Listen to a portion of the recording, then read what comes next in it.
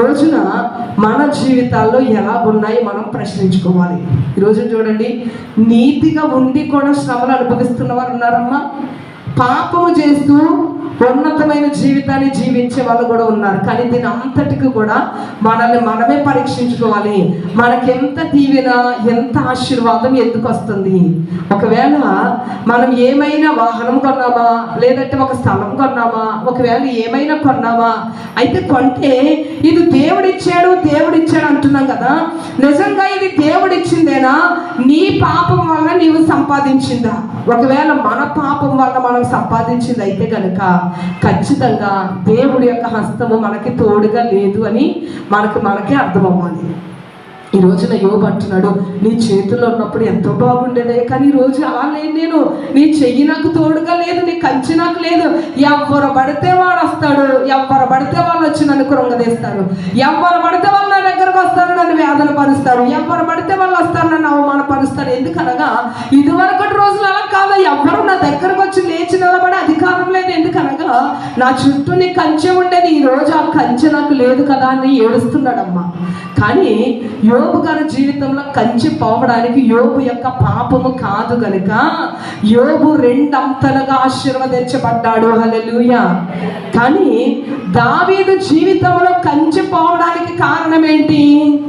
దావీదు చేసిన పాపము కారణము. ఇప్పుడు చూడండి, 3 రకాలైనవి మనకు కనబడతాయి. ఇప్పుడు యోబు ఉన్నాడు, యోబు తన జీవితంలో పాపము చేయలేదు కానీ కంచిపోయింది. దావీదు ఉన్నాడు, దావీదు తప్పు చేశాడు, కంచిపోయింది. ఇప్పుడు చూడండి, సౌలు ఉన్నాడు కదా, మొట్టమొదటి రాజు, ఆయన తప్పు చేశాడు, దేవుని యొక్క హస్తాల్లో నుండి బయటకు వచ్చాడు, ఆయనకే కంచిపోయింది. అయితే 3 రకాలుగా ఉన్నారు. సౌలు ఎలాగొన్నాడంటే పరిపూర్ణమైన భ్రష్టత్వంలోనికి వెళ్ళిపోయాడు. కంచిపోయిన తర్వాత దేవుని యొక్క హస్తాలలో నుండి బయటకు వచ్చేసిన తర్వాత దేవుని యొక్క సన్నిధి సౌలుకు లేనప్పుడు సౌలు ఏ రోజు కూడా పశ్చాత్తాపడలేదు దేవుని సన్నిధిలో. దేవా, నేను తప్పు చేస్తానయ్యా, అది నేను ఉండలేక త్వరపడి నీకు ఇష్టం లేనటువంటి రీతిగా నేను మొదటికి వెళ్ళిపోయానయ్యా. ఇదిగో అమాలేకీయులందరినీ కూడా నీవు చంపమన్నావు, కానీ నేను చంపకుండా కొంతమందిని ఉంచానయ్యా, లేదా కావాలని విషపు చూపు నిలిపానయ్యా, బిడ్డకు నేను ఆపద తలపెట్టానయ్యా, నేను పాపినయ్యా అని ఏడవడం మానేసి ఒకదాని తర్వాత ఒకటి తప్పులు చేసుకుంటూనే పోయాడమ్మా. ఆయన జీవితంలో కంచి లేని వ్యక్తి కంచి లేకుండానే చచ్చిపోయాడు.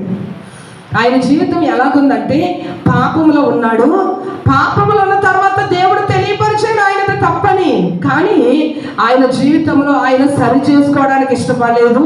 పోయిన కంచె గురించి అస్సలు ఆలోచన లేదు ఆయనకు. అయ్యో దేవా, నాకు దూరం అయిపోయావా, నాకు సమీపంగా ఉండండి అయ్యా, నన్ను రాజుగా చేసిన వాడివి నీవే కదా ప్రభువా, నన్ను దాటి వెళ్ళిపోతాయి అని ఎప్పుడూ కూడా ఒక చుక్క కన్నీరు కూడా విడవలేదు అతను. ఎంతసేపు ఏం చెయ్యాలి, దావీదుని ఎలా పట్టుకోవాలి, దేవుడికి ఇష్టం లేదని తెలిసినా కూడా అదే పని. మరలా ఏం చేశాడు, సమూయేలుని పిలవాలని చెప్పి చూడండి, కర్ణ పిశాచం కలిగిన స్త్రీని ఆధారం చేసుకున్నాడు. అప్పటికే దేవుడు కంచి లేదని తెలుసు, అప్పటికే దేవుడు ఈయనతో సరిగా లేదని తెలుసు, అప్పటికే దేవుడు ఇతనితో వ్యాజ్యమాడుతున్నాడని తెలుసు. అయినప్పటికీ కూడా సరి చేసుకోవడానికి ఇష్టపడకుండా ఇంకా ఆయాసకరమైన పనులే చేస్తున్నాడు దేవుడికి. అలాంటి పరిస్థితుల్లో సౌలు జీవితం ముగింపు ఎలాగైపోయిందంటే నాశనం అయిపోయింది. తన తర్వాత తరానికి కూడా ఇతని జీవితము ఆ తరానికి కూడా ఎఫెక్ట్ కొట్టింది. ఏం జరిగింది అనగా దినదినము సౌలు కుటుంబం నీరసించిపోతుంది, తగ్గిపోతుంది, తొక్కివేయబడుతుంది. దావీదు జీవితము దినదినము వర్ధిల్లిపోతుంది. హల్లెలూయా.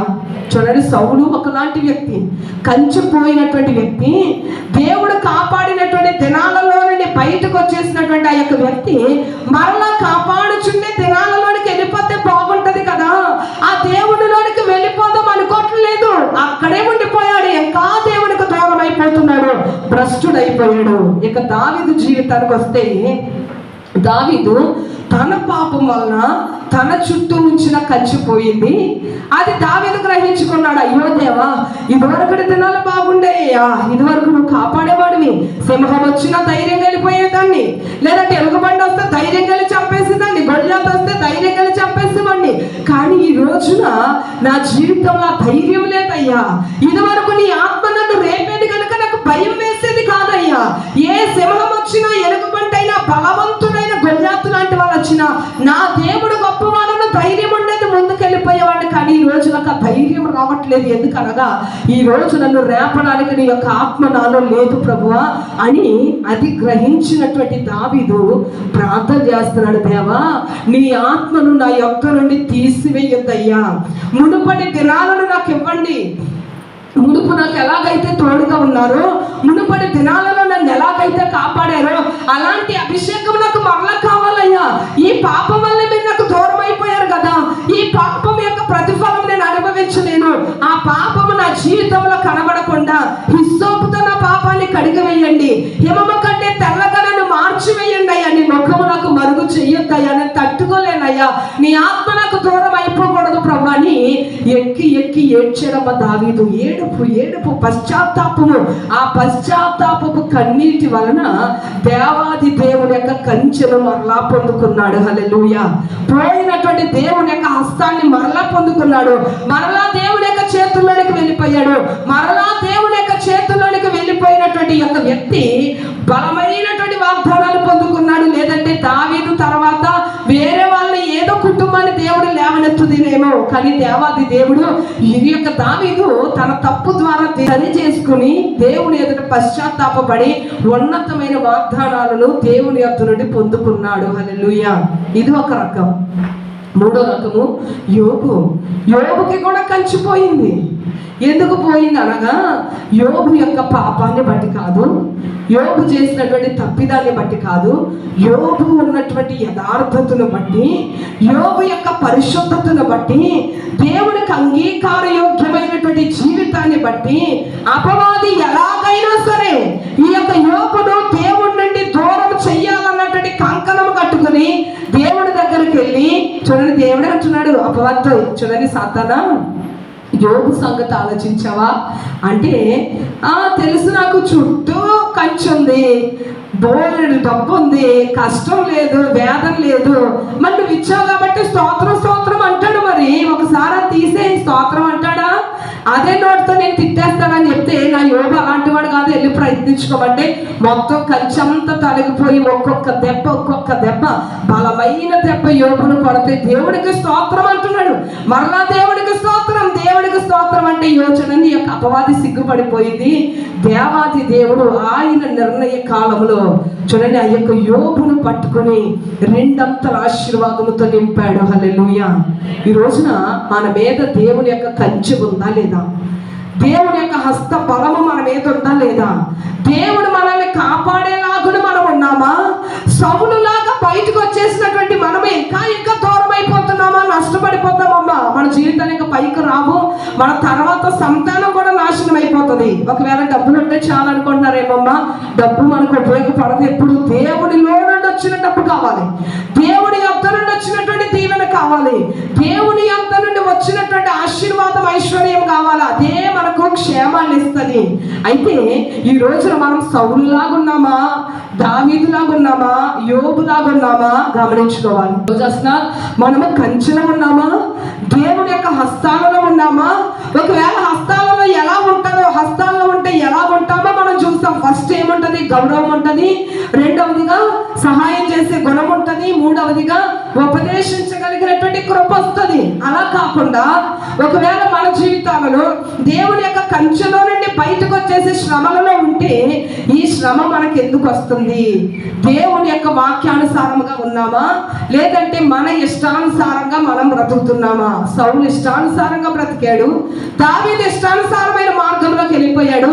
కానీ సౌలు తన తప్పిదమును తెలుసుకొని మరలా వెనుకకు రాకుండా అలాగనే దూరాన్ని పెంచుకుంటూనే పోయి చచ్చిపోయి భ్రష్టత్వంలోనికి వెళ్ళిపోయాడు. ఈ రోజున నీకు ఇంకా అవకాశం ఉంది. ఎందుకనగా ఇంకా మన దేవుడు మనకు ఆయుష్కాలం ఇచ్చాడు కనుక ఈ రోజైనా సరే నేను సౌలులాగానే ఉన్నానా? దినదినము దేవుడికి దూరం అయిపోతున్నానా? ఈ రోజున నేను దేవుడి చేతుల్లో లేను అన్నటువంటి ఆలోచన నీకు కలిగితే కనుక, సౌలులాగున దూరం అయిపోతే కనుక నీకు, నీ సంతానానికి, తర్వాత తరానికి కూడా నీవు శాపాన్ని తీసుకొచ్చిన దాని అవుతావు, శాపాన్ని తీసుకొచ్చిన వాడు అవుతావు. కనుక దేవుని యొక్క సన్నిధానంలో దేవా సౌలులాగా నేను ఉండద్దు అయ్యా, ఒకవేళ నీవు తప్పు చేస్తావు, దేవుడు నీతో మాట్లాడుతూ నీ మనస్సాక్షి నీ మీద నేరారోపణ చేస్తే సౌలులాగా ఉండడానికి ప్రయత్నించకండమ్మా. సౌలులాగా ఇంకా దూరం అయిపోకండి. ఒకవేళ అయిపోయారా, సౌలు జీవితమే మనకు ఒక పాఠం. ఒకవేళ మన పాపం వల్ల మన కంచిపోయిందని ఈ రోజు నీకు తెలిసిందా, దావీదులాగున దేవా నేను పాపినయ్యా, ఇక ఎప్పుడు నేను అలా ఉండనయ్యా, ప్రతి దినము కూడా మీరు నాతో వాక్యం ద్వారా మాట్లాడుతున్నారు, ప్రతి దినము నేను ఎలా ఉండాలో నాతో చెప్తున్నారయ్యా, ఎలా ఉండకూడదో నాతో చెప్తున్నారయ్యా అని దేవుని యొక్క మాట విని దేవుడు ఉండమన్నట్టుగా ఉండడానికి, ఉండొద్దన్న విషయాలు మానివేయడానికి మనం ప్రయత్నించి, దేవా నన్ను కడగండి, నన్ను పవిత్రపరచండి, నన్ను శుద్ధీకరించండి, నీ యొక్క ఆత్మను నా నుండి తీసివేయద్దని ఆ యొక్క దావీదులాగా పశ్చాత్తాపం పడితే కనుక ఖచ్చితంగా దేవుడు మనల్ని పైకి లేపుతాడమ్మా. హల్లెలూయా. ఈ రెండు కాకుండా ఇక్కడ ఉన్న వారిలో నేను ఒక్క తప్పు కూడా చేయలేదు కదా, నేను ఏ పొరపాటు చేయలేదు కదా, నేను దేవుడిలో యథార్థంగా ఉన్నాను కదా, నేను ఉన్నతంగా ఉన్నాను కదా దేవుడిలో, అయినప్పటికీ కూడా ఏంటి నా జీవితంలో ఈ శ్రమ, ఏంటి నా జీవితంలో ఈ వేదన బాధ అన్నటువంటి స్థితిలో కనుకుంటే మిమ్మల్ని బట్టి దేవుడు బహుగా ఆనందిస్తున్నాడమ్మా. హల్లెలూయా. చూడండి, ఆ యొక్క ఆనందం నేను ఏం చేస్తా తెలుసా, ఒకానొక రోజున నీవు ఈ రోజు ఎంత పడిన స్థితిలో ఉన్నావో అంతకంటే డబుల్ త్రిపుల్ రెట్లుగా దేవుడు మనల్ని ఆశీర్వదిస్తాడు. హల్లెలూయా. ఈ రోజున మనల్ని మనం పరీక్షించుకోవాలి. నిజంగా మనలో ఏ పాపము లేకుండా, మనము చూడండి, లోకం అనొచ్చమ్మా, లోకం అంటే నువ్వు పాప అంటది, లోకం గురించి పక్కన పెట్టండి. ఈ రోజు ఏం లేదా, అందరూ వచ్చి తిట్టేస్తారు. ఒక్కసారిగా 1 రూపాయలు మన సుబ్బిగాని శుభ్రాజు అంటారంట, విన్నారా? అప్పలమ్మనేమో నువ్వు అప్సరసవే అప్సరస అంటారంట. ఎప్పుడు డబ్బుంటే. ఈ రోజున మన జీవితంలో ఈరోజు పేదరికంలో ఉన్నటువంటి మనము డబ్బున్న వాళ్ళగా అయిపోయామనుకో, అమ్మగారు అమ్మగారు అని కూడా తిరిగేస్తానమ్మా. అంటే ఈ మనుషుల్ని మనం లెక్క చేయకూడదమ్మా. చాలా ఈజీగా గోడ మీద పిల్లుల్లాగా ఉంటే ఇటు తిరిగేస్తారు, లేకపోతే అటు తిరిగేస్తారు. ఎప్పుడు ఎటు తిరుగుతారో మనుషులు భయంకరం అమ్మ. దేవుడే చెప్పాడు ఏమని, మనుషుల విషయంలో జాగ్రత్తగా ఉండండి, వాళ్ళు చాలా భయంకరులని దేవుడు చెప్పాడు. అందుకే మనం ఎవరిని కూడా అంతగా నమ్మకూడదు. ఈ రోజున మన జీవితాల్లో దేవుని ఎదుట పరిశుద్ధంగా ఉంటే, దేవుని ఎదుట యథార్థంగా ఉంటే, దేవుని ఎదుట కరెక్ట్గా ఉంటే కనుక ఖచ్చితంగా మనం తెలుసుకోవాల్సింది ఏంటంటే, ఈరోజు మనం ఏడ్చే ఏడ్పు ప్రతి దానికి కూడా, మనం ఏ విషయంలో ఏడ్చామో, ఏ విషయంలో కన్నీరు పెట్టామో ప్రతి దానికి కూడా దేవుడి యొక్క ప్రేమను నీకు కనపరచడానికి, నువ్వు విడిచిన ప్రతి కన్నీటికి కూడా దేవుడు సమాధానం ఇస్తాడు. హల్లెలూయా. కొన్నిసార్లు నువ్వు ప్రార్థన చేసి కన్నీరు విడిచి వదిలేసి, దేవని చిత్తంలే ప్రభు నీ ఇష్టమయ్యాని మనం అదే పరిశుద్ధతలో దేవుడి వాక్యానుసారంగా బ్రతిక విషయం వదిలేసామనుకోండి, వదిలేసినా కానీ సరే ఆ ప్రార్థన దేవుడు గుర్తుపెట్టుకుని దాని సమాధానం మనకి ఇస్తాడు. అప్పుడు అర్థమవుతుంది, ఇది ఎప్పుడో చేసిన ప్రార్థన కదా, మనం వదిలేసాం కదా, కానీ దేవుడు మాత్రం వదలలేదు. చూడు, దేవుడు ఎంత గొప్ప దేవుడు అని కృతజ్ఞత కన్నీళ్ళు వస్తాయి మనకి. హల్లెలూయా. ఎప్పుడు అనగా మన జీవితాలలో ఏ పాపం లేకుండా వాక్యానుసారమైనటువంటి బ్రతుకే మన జీవితంలో ఉంటే కనుక ఖచ్చితంగా దేవాది దేవుడు గుర్తు పెట్టుకున్నామా, ఇప్పుడున్నట్టుగా మనం ఉండమమ్మా. ఈ రోజునున్న వేదన, ఈ రోజునున్నటువంటి కన్నీరు, ఈ రోజునున్నటువంటి పరిస్థితులు మనకు ఉండవు.